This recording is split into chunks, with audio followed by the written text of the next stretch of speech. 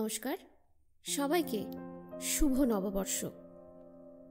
বৃত্তের বাইরের গল্প পাঠের আসরে আজ আপনাদের জন্য নিয়ে এসেছি মানিক বন্দ্যোপাধ্যায় রচিত প্রাগৈতিহাসিক গল্প পাঠ। এডিটিং এবং কভার ডিজাইনিংয়ে প্রত্যেকবারের মতো আমি ঋতুপর্ণা। গল্প কেমন লাগছে অবশ্যই আপনার মতামতটি আমাদের কমেন্ট বক্সে জানাতে কিন্তু একদম ভুলবেন না। শুরু হচ্ছে মানিক বন্দ্যোপাধ্যায় রচিত প্রাগৈতিহাসিক। তবে গল্প শুরু করার আগে একটি বিশেষ ঘোষণাও রয়েছে। ইতিমধ্যেই আপনারা জেনে গেছেন বৃত্তের বাইরে নিয়ে আসতে চলেছে আরেকটি গায়ে কাঁটা দেওয়ার রোমাঞ্চকর রাজনৈতিক উপন্যাস, ধীরাজ ভট্টাচার্যের লেখা যখন পুলিশ ছিলাম। সম্ভবত অডিও স্টোরির জগতে এই প্রথমবার আসতে চলেছে ধীরাজ ভট্টাচার্য লিখিত যখন পুলিশ ছিলাম। আশা করছি বৃত্তের বাইরের শ্রোতারা অবশ্যই এই নতুন পদক্ষেপে আমাকে উৎসাহিত করবেন। শুরু হচ্ছে মানিক বন্দ্যোপাধ্যায় রচিত প্রাগৈতিহাসিক। গল্পটি দুর্বল মানসিকতার মানুষের জন্য নয় এবং অবশ্যই প্রাপ্তবয়স্কের জন্য।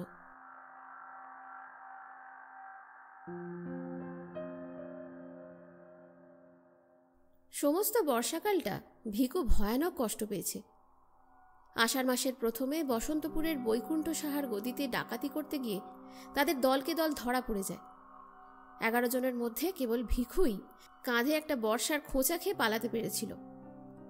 রাতারাতি 10 মাইল দূরের মাথা ভাঙা পুলটার নিচে পৌঁছে অর্ধেকটা শরীর কাদায় ডুবিয়ে সরবনের মধ্যে দিনের বেলাটা লুকিয়েছিল। রাত্রে আরও 9 ক্রোশ পথ হেঁটে একেবারে পেল্লাদ বাগদির বাড়ি সেই চিতলপুরে। পেল্লাদ তাকে আশ্রয় দেয়নি। কাঁচটা দেখিয়ে বলেছিল, ঘাও খান সহজ লয় স্যাঙাত, উঠি পাকবো, গা ফুলবো, জানাজানি হয়ে গেলে আমি কনে যাব, খুনটা যদি না করতিস। তরেই খুন করতে মন চাইতেছে পেল্লাদ, এই জন্মে লা সাকাত। বন কাছেই ছিল, মাইল 5 উত্তরে। ভিখু অগত্যা বনেই আশ্রয় নিল। পেল্লাদ নিজে বাঁশ কেটে বনের একটা দুর্গম অংশে সিঞ্জুরি গাছের নিবিড় ঝোপের মধ্যে তাকে একটা মাচাও বেঁধে দিল। তালপাতা দিয়ে একটা আচ্ছাদনও করে দিল। বলল, বাদলায় বাঘ টাক সব পাহাড়ের ওপরে গেছে গা, সাপে যদি না কাটে তো আরাম কইরাই থাকবি ভিখু। কিন্তু খামো কি? সিরাগুড় দিলাম যে, 2 দিন বাদে বাদে ভাত লইয়া আসুম, রোজ আইলে মাইনসে সন্দ করব। কাঁধের ঘাটা লতা পাতা দিয়ে বেঁধে আবার আসার আশ্বাস দিয়ে পেল্লাদ চলে গেল। রাত্রে ভিখুর জ্বর এলো। পরদিন টের পাওয়া গেল পেল্লাদের কথাই ঠিক।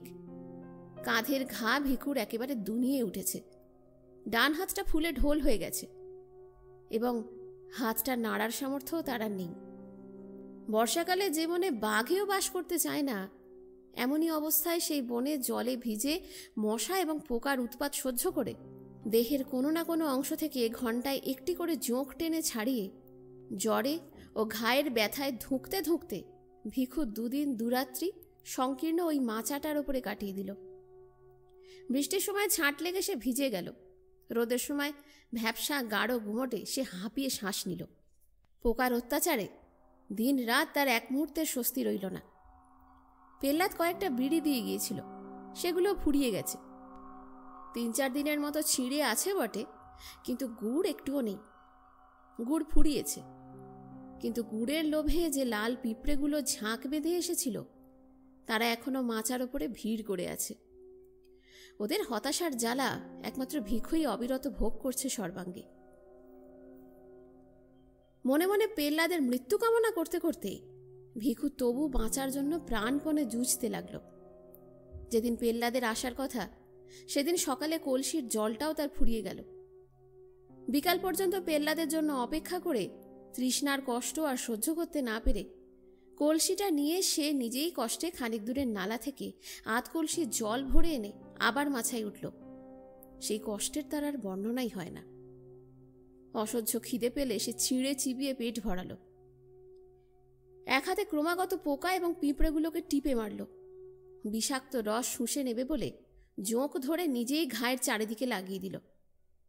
সবুজ রঙের একটা সাপকে একবার মাথার কাছে সিঞ্জুরি গাছের পাতার ফাঁকে উঁকি দিতে দেখে পুরো 2 ঘন্টা লাঠি হাতে সেদিকেই তাকিয়ে বসে রইল, এবং তারপর 2-1 ঘন্টা অন্তরই চারিদিকে ঝোপে ঝপাঝপ লাঠির বাড়ি দিয়ে যথাসাধ্য শব্দ করে সাপ তাড়াতে লাগলো। মরবে না, সে কিছুতেই মরবে না। বনের পশু যে অবস্থায় বাঁচে না, সেই অবস্থায় মানুষ সে বাঁচবেই বাঁচবে। পেল্লাদ অন্য গ্রামে কুটুমবাড়ি গিয়েছিল। পরদিনও সে এলো না। কুটুমবাড়ির বিবাহের উৎসবে তাড়ি টেনে বেহুঁশ হয়ে পড়ে রইল। বনের মধ্যে ভিখু কিভাবে দিনরাত কাটাচ্ছে 3 দিনের মধ্যে সে কথা একবারও তার মনে পড়ল না। ইতিমধ্যে ভিখুর ঘা পচে উঠে লালচে রস গড়াতে আরম্ভ করেছে। শরীরও তার অল্প অল্প ফুলেছে। জ্বরটা একটু কমেছে, কিন্তু সর্বাঙ্গের অসহ্য বেদনা দম ছোটানো তাড়ির নেশার মতোই ভিখুকে আচ্ছন্ন এবং অভিভূত করে ফেলেছে। সে আর এখন ক্ষুধা তৃষ্ণা অনুভবই করতে পারে না।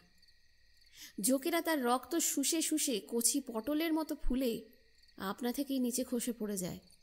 সে টেরও পায় না। পায়ের ধাক্কায় জলের কলসিটা একসময় নিচে পড়ে ভেঙেও যায়।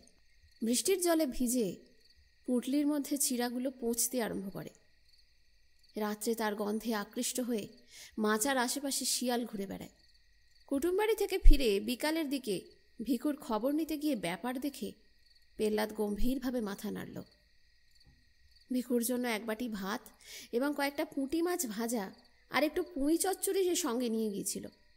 সন্ধ্যা পর্যন্ত ভিখুর কাছে বসে থেকে ওগুলো সে নিজেই খেয়ে ফেলল।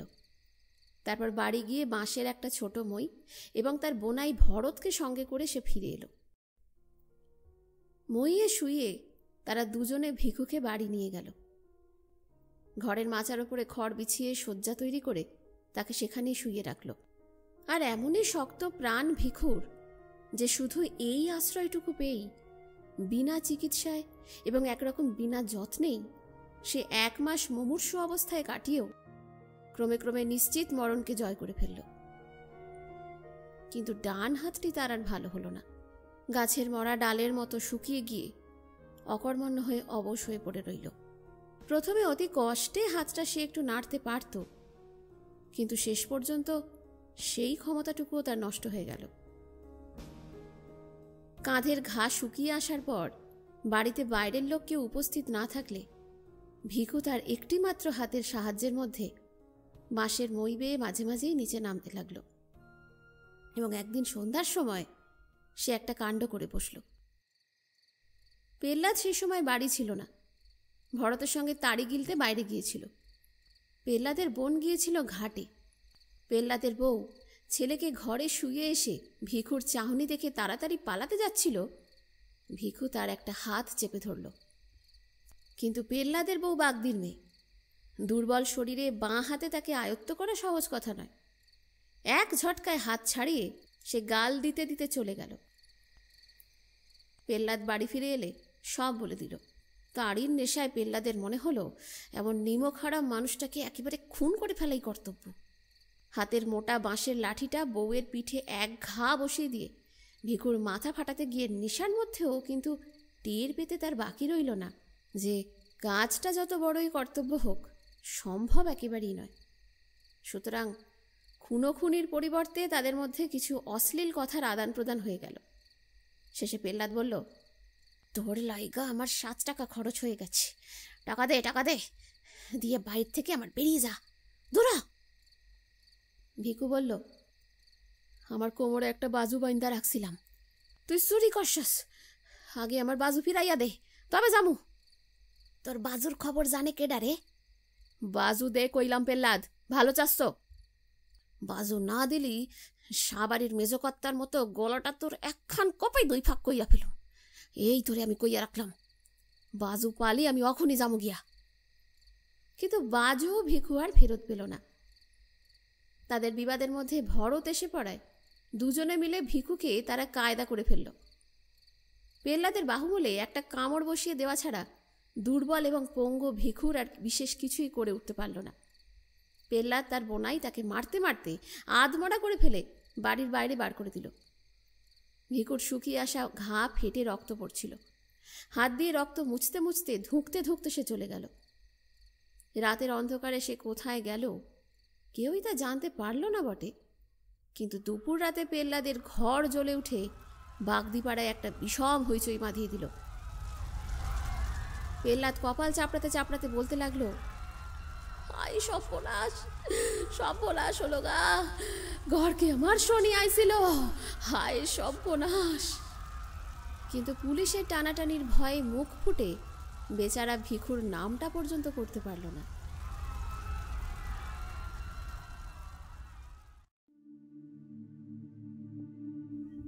সেই রাত থেকেই ভিখুর আদিম অসভ্য জীবনের দ্বিতীয় পর্যায় আরম্ভ হলো।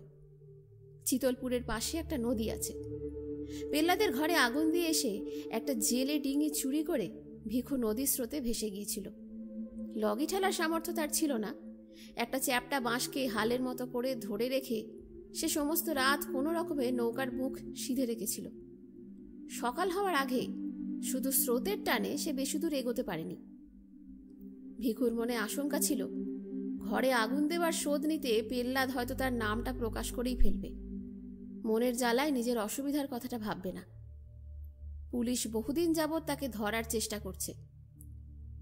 বৈকুণ্ঠ সাহার বাড়িতে খুনটা হওয়ার ফলে চেষ্টা তাদের বেড়েছে বই কমেনি।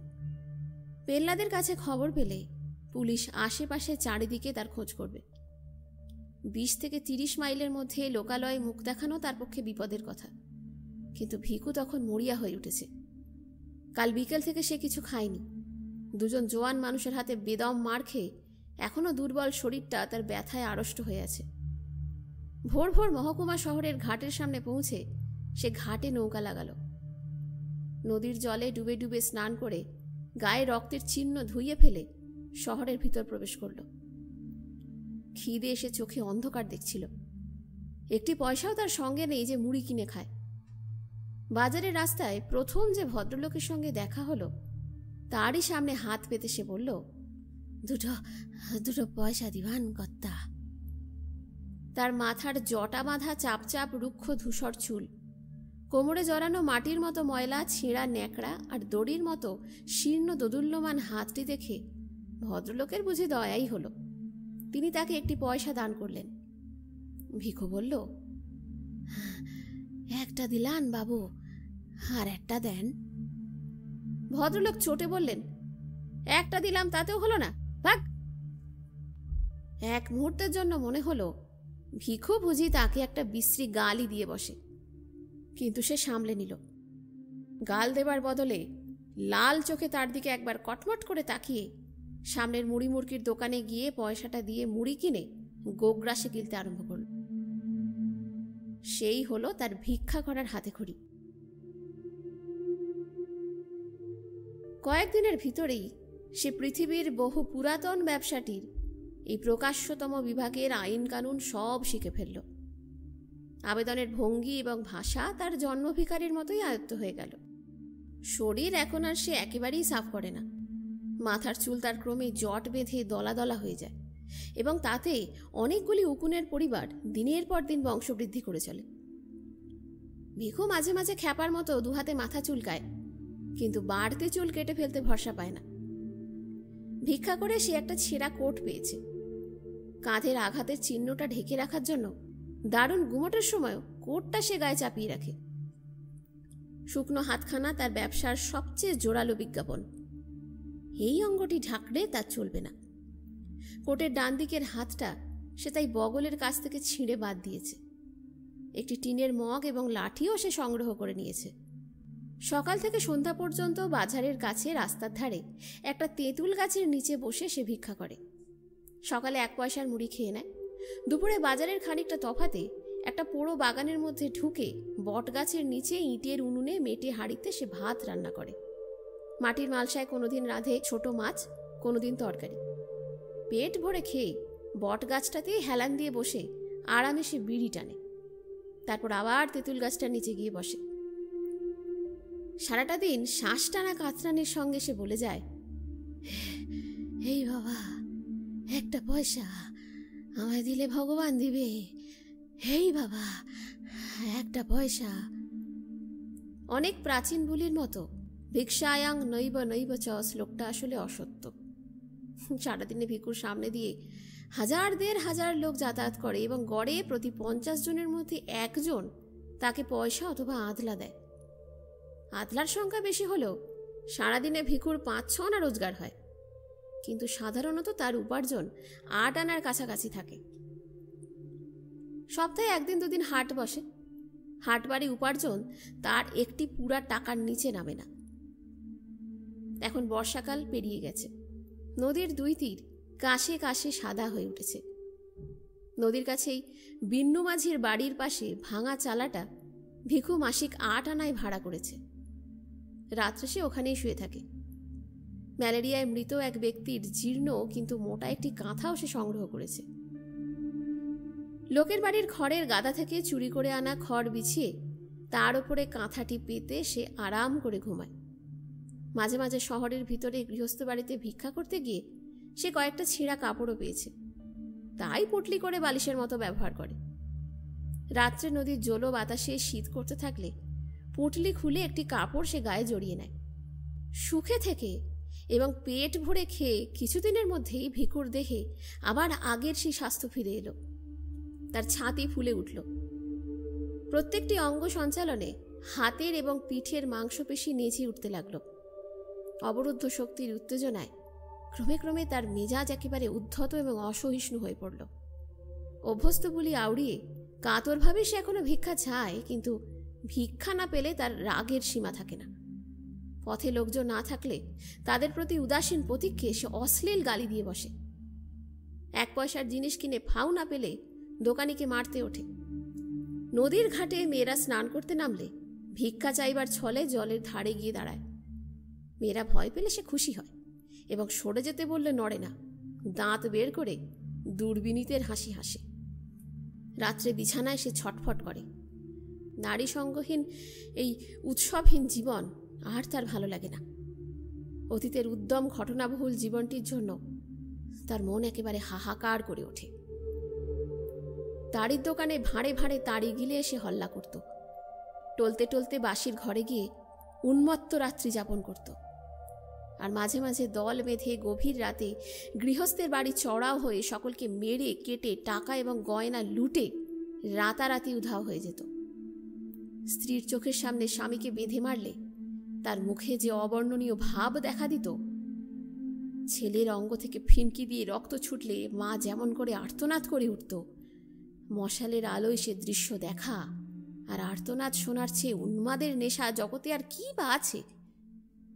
পুলিশের ভয়ে গ্রাম থেকে গ্রামান্তরে পালিয়ে বেরিয়ে আর বনে জঙ্গলে লুকিয়ে থেকেও সে যেন তখন সুখী ছিল।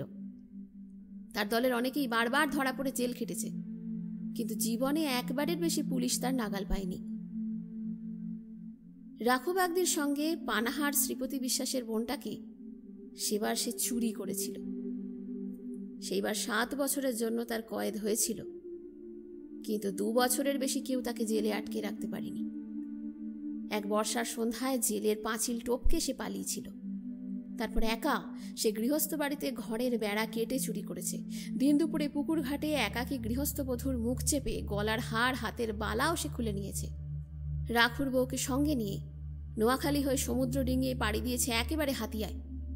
6 মাস পরে রাখুর বউকে হাতিয়ায় ফেলে এসে পরপর 3 বার 3টে দল করে দূরে দূরে কত গ্রামে যে ডাকাতি করে বেরিয়েছে তার সবগুলোর নাম এখনো তার মনেও নেই।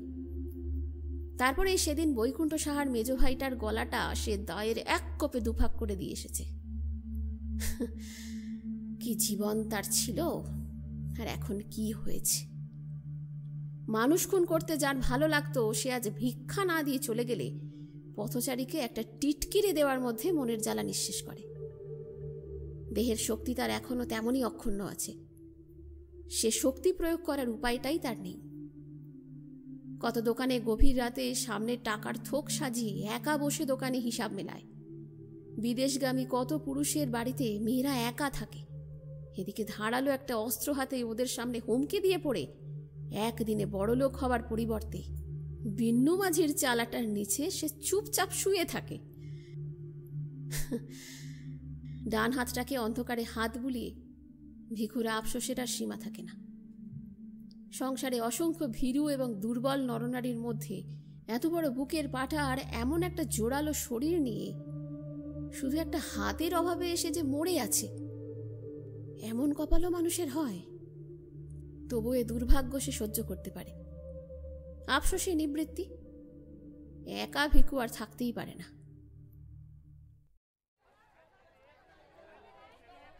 বাজারে ঢোকার মুখেই একটা ভিখারিনী ভিক্ষা করতে বসে। বয়স তার বেশি নয়, দেহের বেশ বাঁধুনিও আছে, কিন্তু একটা পায়ে হাঁটুর নিচ থেকে পাতা পর্যন্ত তার থকথকে তৈলাক্ত ঘা।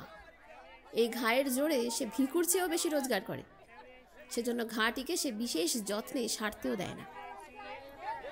ভিখু মধ্যে মধ্যে গিয়ে তার কাছে বসে, বলে, ঘাটি সারব না লয়?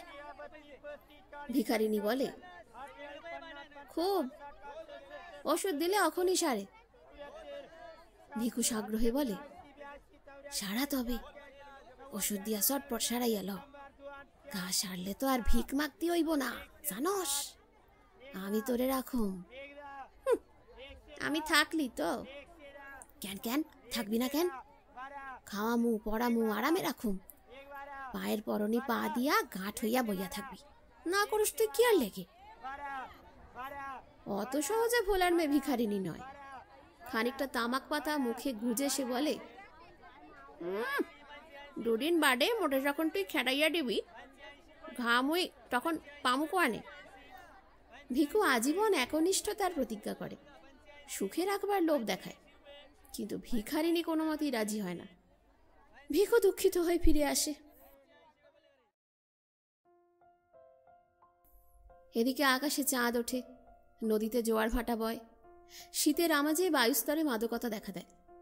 ভিখুর চালার পাশে কলা বাগানে চাপা কলার কাঁদি শেষ হয়ে আসে। বিল্লু মাঝি কলা বিক্রির পয়সায় বউকে রূপার গোট কিনে দেয়। তালের রসের মধ্যে নেশাক্রমেই ঘোরালো এবং জমাট হয়ে ওঠে। ভিখুর প্রেমের উত্তাপে ঘৃণা উবে যায়, নিজেকে সে আর সামলিয়ে রাখতে পারে না।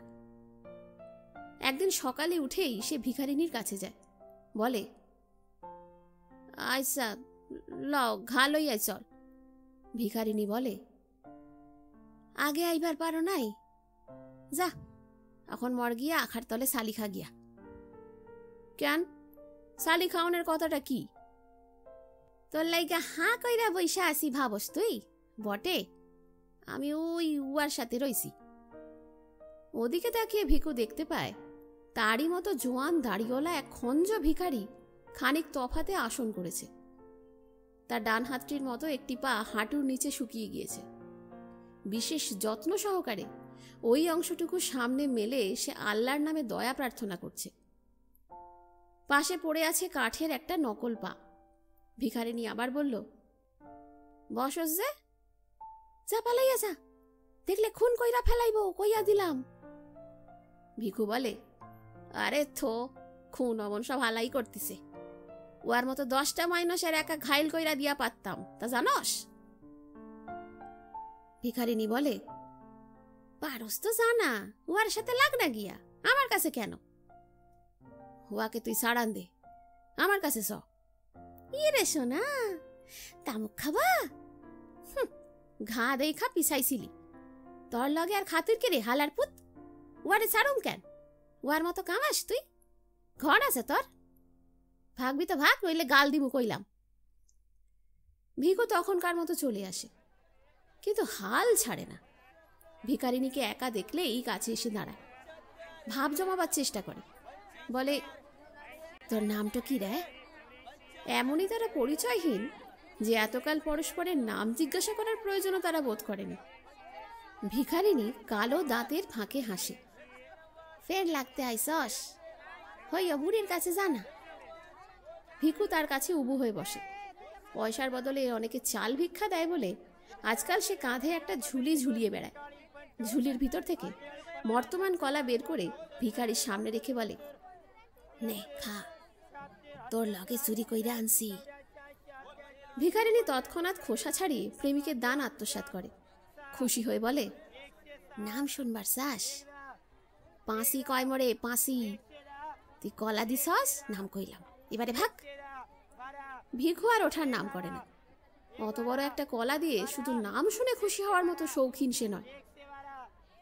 যতক্ষণ পারে ধুলোর ওপরে উবু হয়ে বসে পাঁচির সঙ্গে সে আলাপ করে। ওদের স্তরে নেমে না গেলে সে আলাপকে কেউ আলাপ বলে চিনতেই পারবে না। মনে হবে পরস্পরকে তারা যেন গাল দিচ্ছে। পাঁচির সঙ্গীটির নাম বশির। তার সঙ্গেও সে একদিন আলাপ জমাবার চেষ্টা করলো। সেলাম মিয়া। বশির বলল, এদিকে ঘোরাফেরা কি জন্যে? সেলাম মিয়া হতিছে? হ্যাঁ, লাঠির এক ঘায়ে সিটটি ছেঁচা দিমুনে। দুজনে খুব খানিকটা গালাগালি হয়ে গেল। ভিকুর হাতে লাঠি এবং বশিরের হাতে মস্ত একটা পাথর থাকায় মারামারিটা আর হলো না। নিজের তেঁতুল গাছের তলায় ফিরে যাওয়ার আগে ভিখু বলল, রাহ, তোরা নিপাত করতেছি। বশির বলল, ফেরুয়ার সাথে বাতচিত করলি জানে মাইরা দিমো, আল্লাহর কি রে। এ সময় ভিকুর উপার্জন কমে এলো। পথ দিয়ে রোজ রোজ নতুন নতুন লোক যাতায়াত করে না। একেবারে প্রথমবারের জন্য যারা পথটি ব্যবহার করে, রোজকার পথিকদের মধ্যে তাদের সংখ্যা 2 মাসের ভেতরে মুষ্টিমেয় হয়ে আসে। ভিখুকে একবার তারা 1টি পয়সা দিয়েছে, আবার তাকে দান করার প্রয়োজন তাদের অনেকেই বোধ করে না। সংসারে ভিখারির অভাব নেই যে। কোনো রকমে ভিখুর পেট চলতে লাগলো। হাটবার ছাড়া রোজগারের 1টি পয়সাও সে বাঁচাতে পারল না। সে ভাবনায় পড়ে গেল। শীত পড়লে খোলা চাল আর নিচে থাকাটা কষ্টকর হবে। যেখানে হোক চারদিক ঘেরা যেমন তেমন ঘর একখানা তার চাই। মাথা গুঁজবার একটা ঠাঁই আর দুবেলা খেতে না পেলে কোনো যুবতী ভিখারিনী তার সঙ্গে বাস করতে রাজি হবে না। অথচ উপার্জন তার যেভাবে কমে আসছে, সেভাবে কমতে থাকলে শীতকালে নিজেই হয়তো পেট ভরে খেতে পাবে না। যেভাবেই হোক আয় তাকে বাড়াতেই হবে। এখানে থেকে আয় বাড়ার কোনো উপায় আর সে দেখতে পায় না। চুরি ডাকাতির উপায় নেই, মজুর খাটার উপায় নেই। একেবারে খুন করে না ফেললে কারোর কাছে অর্থ ছিনিয়ে নেওয়া একেবারেই তার এই একটি হাতে সম্ভব নয়। পাঁচিকে ফেলে এই শহর ছেড়ে কোথাও যেতেও তার ইচ্ছে হয় না। নিজের ভাগ্যের বিরুদ্ধে ভিখুর মন একেবারে বিদ্রোহী হয়ে ওঠে।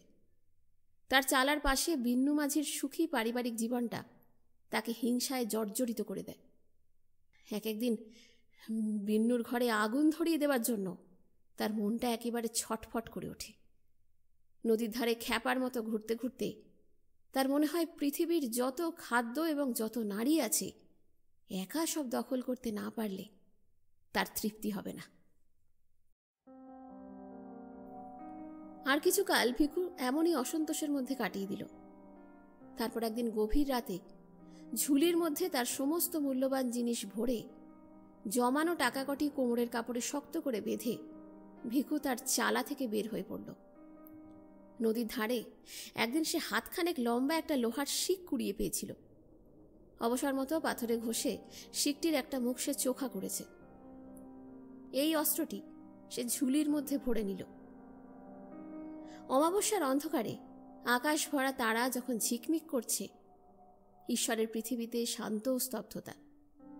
বহুকাল পরে মাঝরাতের জনহীন জগতে মনের মধ্যে ভয়ানক একটা কল্পনা নিয়ে বিচরণ করতে বের হয়ে ভিখুর প্রচণ্ড আনন্দ হল।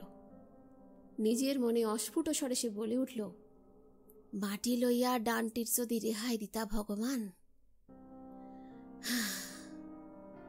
নদীর ধারে 1/2 মাইল হেঁটে গিয়ে একটা সরু পথ দিয়ে সে শহরে প্রবেশ করল।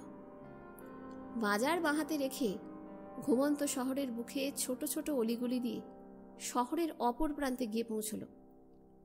শহরে যাওয়ার পাকা রাস্তাটা এখান থেকে শহর হতে বের হয়ে গেছে। নদী ঘুরে এসে 2 মাইল তফাৎ এই রাস্তারই পাশে মাইলখানেক রয়ে গিয়ে আবার দক্ষিণে দিক পরিবর্তন করেছে। কিছুদূর পর্যন্ত রাস্তার দুদিকে ফাঁকে ফাঁকে 2-1টি বাড়ি চোখে পড়ে। তারপর ধানের ক্ষেত আর মাঝে মাঝে জঙ্গলে ঢাকা পতিত ডাঙার দেখা পাওয়া যায়। এমনই একটা জঙ্গলের ধারে জমি সাফ করে 5-7খানা কুঁড়ে তুলে কয়েকটা হতভাগা মানুষ একটি দরিদ্রতম পল্লী স্থাপিত করেছে। তার মধ্যে একটি কুঁড়ে বশিরের। ভোরে উঠে ঠকঠক শব্দে কাঠির পা ফেলে সে শহরে ভিক্ষা করতে যায়। সন্ধ্যার সময় ফিরে আসে। পাঁচি গাছের পাতা জ্বালিয়ে ভাত রাঁধে। পশির টানে তামাক। রাত্রে পাঁচি পায়ের ঘায়ে ন্যাকড়ার পটি জড়ায়। বাঁশের খাটে পাশাপাশি শুয়ে তাদের কাটা কাটা কদর্য ভাষায় গল্প করতে করতে তারা ঘুমিয়ে পড়ে। তাদের নীড়, তাদের শয্যা এবং তাদের দেহ থেকে একটা ভ্যাপসা পচা দুর্গন্ধ উঠে খড়ের চালের ফুটো দিয়ে বাইরের বাতাসে মিশতে থাকে। ঘুমের ঘরে বসির নাক ডাকায়, আর পাঁচি বিড়বিড় করে বকে। ভিখু একদিন ওদের পিছু পিছু এসে ঘর দেখে গিয়েছিল। অন্ধকারে সাবধানে ঘরের পিছনে গিয়ে বেড়ার ফাঁকে কান পেতে সে কিছুক্ষণ কচুবনের মধ্যে দাঁড়িয়ে রইল। তারপর ঘুরে ঘরের সামনে এলো। ভিখারির কুঁড়ে, দরজার ঝাঁপ পাঁচি ভিতর থেকে বন্ধ করেনি, শুধু ঠেকিয়ে রেখেছিল। ঝাঁপটা সন্তর্পণে একপাশে সরিয়ে ঝুলির ভিতর থেকে শিকটি বের করে সে শক্ত করে ধরল। ঘরের মধ্যে প্রবেশ করল। বাইরে তারার আলো ছিল, ঘরের ভিতরে সেটুকু আলোর অভাব। দেশলাই জ্বালার অতিরিক্ত হাত নেই। ঘরের মধ্যে দাঁড়িয়ে ভিখু ভেবে দেখল বশিরের হৃৎপিণ্ডের অবস্থানটি নির্ণয় করা সম্ভব নয়। বাঁ হাতের আঘাত ঠিক জায়গা মতো না পড়লে বশির গোলমাল করার সুযোগ পাবে। তাতে মুশকিল অনেক। কয়েক মুহূর্ত চিন্তা করে বশিরের শিয়রের কাছে সরে গিয়ে একটি মাত্র আঘাতে ঘুমন্ত লোকটা তালুর মধ্যে শিখের চোখা দিয়ে সে প্রায় 3 আঙুল ভিতরে ঢুকিয়ে দিল। অন্ধকারে আঘাত কতদূর মারাত্মক হয়েছে বোঝার উপায় ছিল না। শিকটা মাথার মধ্যে ঢুকেছে টের পেয়ে ভিখু তাই নিশ্চিন্ত হতে পারল না। এক হাতে বশিরের গলা সে চেপে ধরল। পাঁচিকে বলল, চুপ থাক, চুপ থাক, চিল্লাবি তো তোরেও মাইরা ফেলুম, চুপ থাক, চুপ থাক। পাঁচি চেঁচালো না, ভয়ে গোঙাতে লাগলো। ভিখু তখন আবার বলল, এটুকু আওয়াজ লয়, একটুকু আওয়াজ লয়, ভালো শ্বাস তো, একদম চুপ মাইরা থাক। বশির নিষ্পন্দ হয়ে গেলে ভিখু তার গলা থেকে হাত সরিয়ে দিল। দম নিয়ে বলল, আলোটা জ্বাইলা দে বাসি। পাঁচি আলো জ্বাললে ভিখু পরম তৃপ্তির সঙ্গে নিজের কীর্তি তাকিয়ে দেখল। একটিমাত্র হাতের সাহায্যে অমন জোয়ান মানুষটাকে ঘায়েল করে গর্বের তার আর সীমা ছিল না। পাঁচির দিকে তাকিয়ে সে বলল,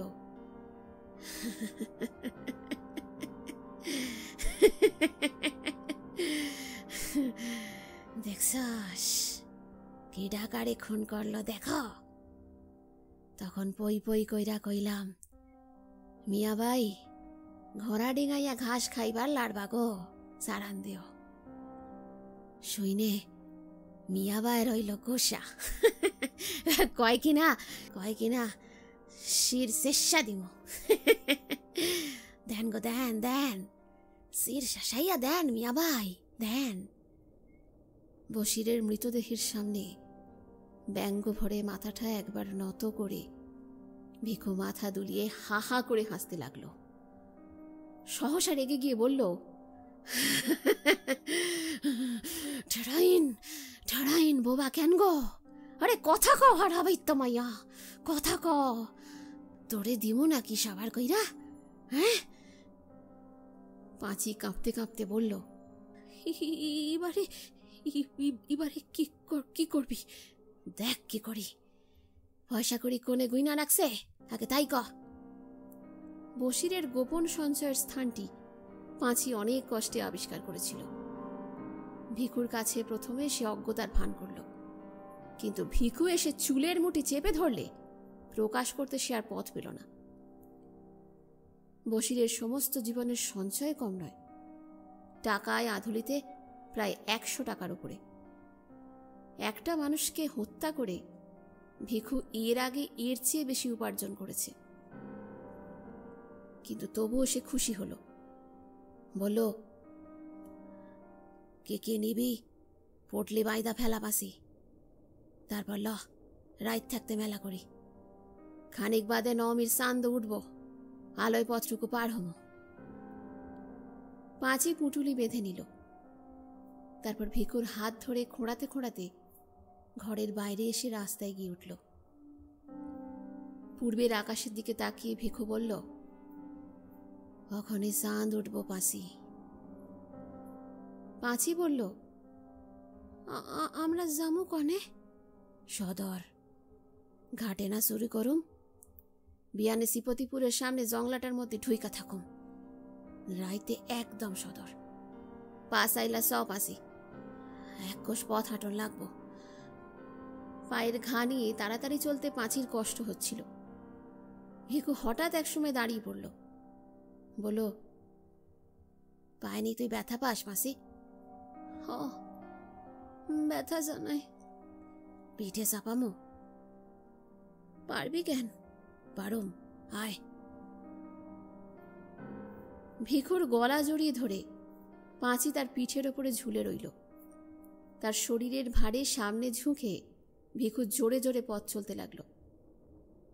পথে দুদিকে ধানের ক্ষেত আবছা আলোয় নিঃসাড়ে পড়ে আছে। দূরে গ্রামের গাছপালার পিছন থেকে নবমীর চাঁদ আকাশে উঠেছে। ঈশ্বরের পৃথিবীতে শান্ত স্তব্ধতা। হয়তো ওই চাঁদ আর এই পৃথিবীর ইতিহাস আছে, কিন্তু যে ধারাবাহিক অন্ধকার মাতৃগর্ভ থেকে সংগ্রহ করে দেহের অভ্যন্তরে লুকিয়ে ভিখু এবং পাঁচি পৃথিবীতে এসেছিল, এবং যে অন্ধকার তারা সন্তানের মাংসল আবেষ্টনীর মধ্যে গোপন করে রেখে যাবে, তা প্রাগৈতিহাসিক। পৃথিবীর আলো আজ পর্যন্ত তার নাগাল পায়নি, কোনোদিন পাবেও না। শেষ হলো বৃত্তের বাইরের আজকের নিবেদন মানিক বন্দ্যোপাধ্যায় রচিত প্রাগৈতিহাসিক। গল্প কেমন লাগলো তা জানিয়ে অবশ্যই আপনার মতামত কমেন্ট বক্সে জানাতে একদম ভুলবেন না। বৃত্তের বাইরে খুব শীঘ্রই ফিরে আসছে নতুন একটি কাজ নিয়ে।